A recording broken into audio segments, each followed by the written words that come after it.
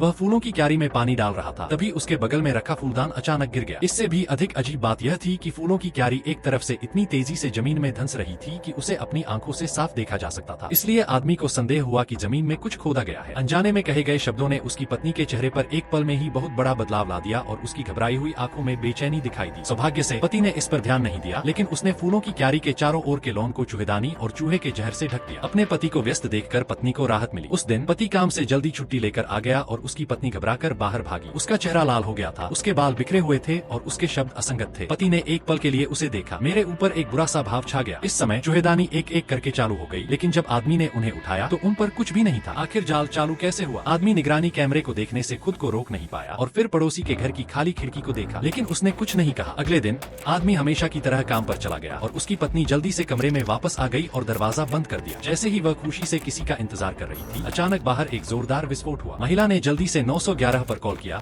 और यह उसका पति निकला। वह यार्ड में बेतहाशा डेटोनेटर फेंक रहा था। वह उस शापित चूहे को विस्फोटकों का अच्छा स्वाद चखाना चाहता था। जब दमकल कर्मी घटना स्थल पर पहुंचे तो महिला ने लोगों को जल्दी से बचाने के लिए चिल्लाया, यह कहते हुए कि विस्फोट में कोई मारा गया हो सकता है। जैसा कि उम्मीद थी, चूहा आदमी का पड़ोसी था। हर बार जब आदमी काम पर जाता था तो पड़ोसी उसकी पत्नी की देखभाल करने के लिए खोदी गई सुरंग के माध्यम से उसके घर में घुस जाता था। अगर फूलों की क्यारी अचानक जमीन में नहीं धंसती तो चूहे को पकड़ने में बहुत समय लगता। हालांकि इस घटना के बाद वह शायद फिर से बुरे काम करने की हिम्मत नहीं करेगा।